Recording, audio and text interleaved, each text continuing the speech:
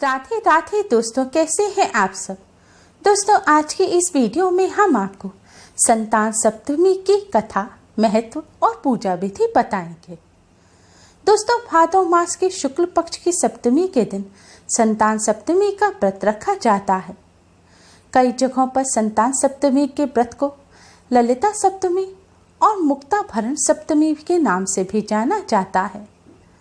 संतान सप्तमी का व्रत सभी माएँ अपनी संतान की लंबी उम्र, उन्नति व रक्षा के लिए करती हैं।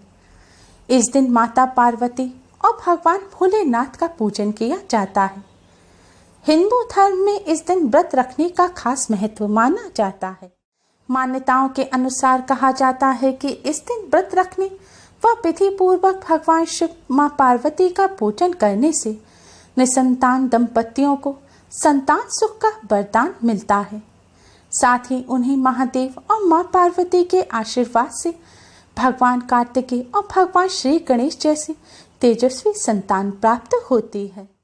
आज के दिन संतान सप्तमी की कथा सुनने मात्र से ही भगवान शिव, मां पार्वती की कृपा से सभी कष्टों और संकटों से छुटकारा मिलता है। निसंतान दंपतियों को संतान सुख की प्राप्ति होती है और संतान सुखी, धनवान और दीर्घायु होती है।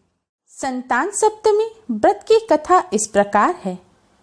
एक दिन महाराज युधिष्ठिर ने भगवान श्री कृष्ण से कहा, हे प्रभु, कोई ऐसा उत्तम व्रत बतलाइए जिसके प्रभाव से मनुष्यों के सांसारिक दुख कलेश दूर होकर पुत्र एवं पौत्रवान हो। यह सुनकर भगवान श्री कृष्ण बोले, हे राजन, मैं तुम्हें एक कथा सुनाता हूँ, सो ध्यानपूर्वक सुनो। एक समय मथुरा में लोमश ऋषि आए थे। मेरे माता पिता देवकी तथा वसुदेव ने भक्ति पूर्वक उनकी सेवा की तो ऋषि ने उन्हें कंस द्वारा मारे गए पुत्रों के शोक से उबरने के लिए आदेश दिया और कहा, हे देवकी, कंस ने तुम्हारे कई पुत्रों को पैदा होते ही मारकर तुम्हें पुत्र शोक दिया है। इस दुख से मुक्त होने के लिए तुम संतान सप्तमी का व्रत करो।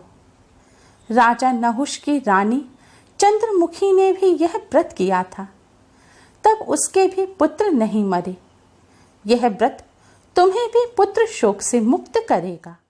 देवकी ने कहा, हे देव, मुझे व्रत का पूरा विधि विधान बताने की कृपा करें ताकि मैं विधि पूर्वक व्रत संपन्न करूं। लोमश ऋषि ने उन्हें व्रत का पूजन विधान बताकर व्रत की कथा बताई। नहुष अयोध्यापुरी का प्रतापी राजा था।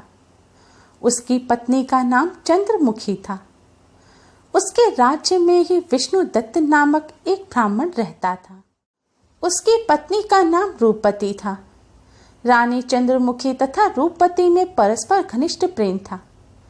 एक दिन वे दोनों सरयू में स्नान करने गए। वहां अन्य स्त्रियां भी स्नान कर रही थीं। उन स्त्रियों ने वहीं शिव पार्वती की प्रतिमा बनाकर विधि पूर्वक उनका पूजन किया।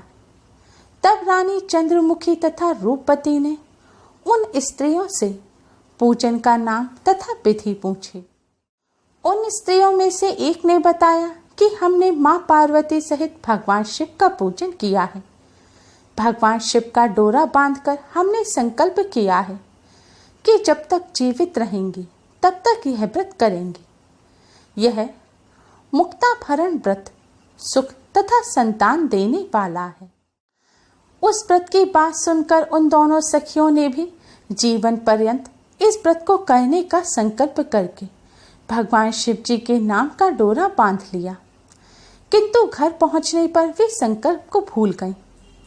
फलतः मृत्यु के पश्चात रानी वानरी तथा ब्राह्मणी मुर्गी की योनि में पैदा हुई।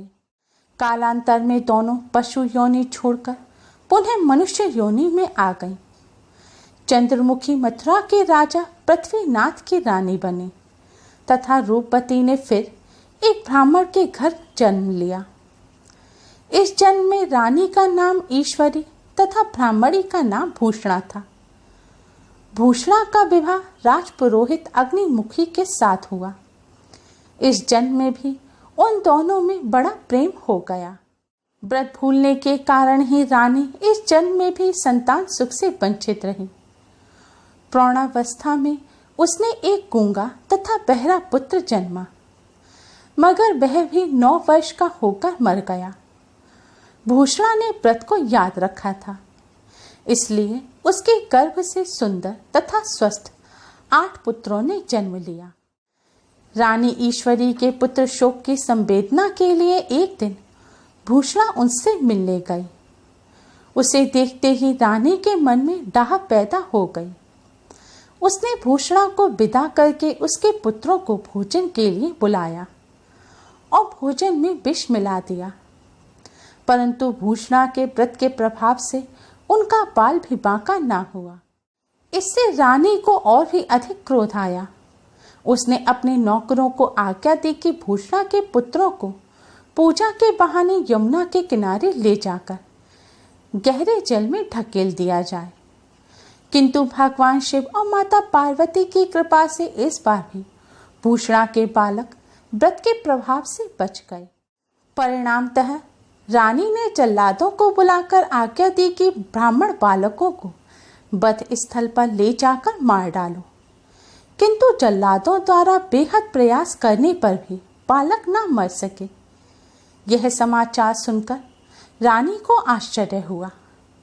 उसने भूषणा को बुलाकर सारी बात बताई और फिर क्षमा याचना करके उससे पूछा, किस कारण तुम्हारे बच्चे नहीं मर पाए?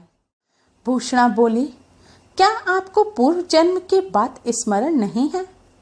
रानी ने आश्चर्य से कहा, नहीं, मुझे तो कुछ याद नहीं। तब उसने कहा, सुनो, पूर्व जन्म में तुम राजा नहुष की रानी थी और मैं तुम्हारी सखी।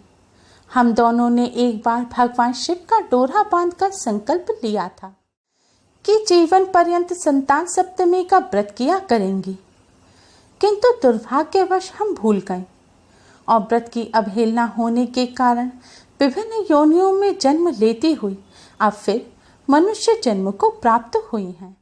अब मुझे उस व्रत की याद आई है, इसलिए मैंने व्रत किया। उसी के प्रभाव से आप मेरे पुत्रों को चाहकर भी ना मरवा सकी। यह सब सुनकर रानी ईश्वरी ने भी विधि पूर्वक संतान सुख देने वाले संतान सप्तमी का व्रत रखा। तब व्रत के प्रभाव से रानी पुनः गर्भवती हुई और एक सुंदर बालक को जन्म दिया। उसी समय से पुत्र प्राप्ति और संतान की रक्षा के लिए यह व्रत प्रचलित है। भगवान शिव मां पार्वती के इस व्रत का प्रभाव ऐसा है कि पथ भ्रष्ट मनुष्य भी अपने पथ पर अग्रसर हो जाता है और अंत में ऐश्वर्य भोग कर मोक्ष पाता है। लोमश ऋषि ने कहा कि हे देवकी, इसलिए मैं तुमसे भी कहता हूँ कि तुम भी इस व्रत को करने का दृढ़ संकल्प अपने मन में करो, तो तुमको भी संतान सुख प्राप्त होगा। इतनी कथा सुनकर देवकी हाथ जोड़कर लोमश ऋषि से पूछने लगी कि हे ऋषिराज, मैं इस पुनीत व्रत को अवश्य करूंगी, किंतु आप इस कल्याणकारी एवं संतान सुख देने वाले व्रत का विधान, नियम विधि आदि विस्तार से समझाइए। यह सुनकर ऋषि बोले कि हे देवकी, यह पुनीत व्रत भादों के महीने में शुक्ल पक्ष की सप्तमी के दिन किया जाता है। उस दिन ब्रह्म मुहूर्त में उठकर किसी नदी अथवा कुएं के पवित्र जल से स्नान करके निर्मल वस्त्र पहनने चाहिए। फिर भगवान शिव और मां पार्वती की मूर्ति की स्थापना करें। इन प्रतिमाओं के सम्मुख सोने चांदी के तारों का अथवा रेशम का एक गंडा बनावें। उस गंडे में 7 गांठें लगानी चाहिए। इस गंडे की धूप दीप अष्टगंध से पूजा करके अपने हाथ में बांधें और भगवान शिव से अपनी कामना सफल होने की शुद्ध भाव से प्रार्थना करें। तदंतर 7 पुए बनाकर भगवान को भोग लगाएं और 7 ही पुए और यथाशक्ति सोना चांदी की अंगूठी बनाकर इन सबको एक तांबे के पात्र में रखकर और उनका षोडोपचार विधि से पूजन करके किसी सदाचारी धर्मनिष्ठ कर्मनिष्ठ सत्पात्र ब्राह्मण को दान में दें। उसके पश्चात 7 पुआ स्वयं प्रसाद में ग्रहण करें। इस प्रकार इस व्रत का पारायण करना चाहिए। हे देव के इस व्रत को इस प्रकार नियम पूर्वक करने से समस्त पाप नष्ट हो जाते हैं और भाग्यशाली संतान उत्पन्न होते हैं तथा अंत में शिवलोक की प्राप्ति होती है। हे देव की मैंने तुमको संतान सप्तमी का व्रत संपूर्ण विधान सहित वर्णन कर दिया है। अब तुम नियम पूर्वक करो जिससे तुमको उत्तम संतान प्राप्त हो। इतनी कथा कहकर भगवान श्री कृष्ण ने युधिष्ठिर से कहा कि लोमश ऋषि जी इस प्रकार हमारी माता को शिक्षा देकर चले गए। ऋषि के कथनानुसार हमारी माता देवकी ने इस व्रत को नियमानुसार किया, जिसके प्रभाव से हम उत्पन्न हुए। यह व्रत विशेष रूप से स्त्रियों को तो कल्याणकारी है ही, परंतु पुरुष को भी समान रूप से कल्याणदायक है। संतान सुख देने वाला, पापों का नाश करने वाला यह उत्तम व्रत है, जिसे स्वयं भी करें तथा दूसरों से भी करावें। नियम पूर्वक जो इस व्रत को करता है और भगवान शिव माँ पार्वती की सच्चे मन से आराधना करता है, वह निश्चय ही अमर यश प्राप्त करके अंत में शिवलोक को प्राप्त होता है। आज के दिन संतान सप्तमी की कथा सुनने मात्र से ही भगवान शिव माँ पार्वती की कृपा से कष्टों और संकटों से छुटकारा मिलता है। संतान सुखी, धनवान और दीर्घायु होते हैं। उम्मीद है आपको हमारी ये वीडियो पसंद आई होगी। प्लीज़ लाइक करें। हमारी इस वीडियो को अपने फ्रेंड्स और रिश्तेदारों में ज़्यादा से ज़्यादा शेयर करें, जिससे वह भी इसका लाभ उठा सकें। हमारी और भी वीडियोस के लिए हमारे चैनल को सब्सक्राइब करना ना भूलें। Thanks for watching. Radhe Radhe.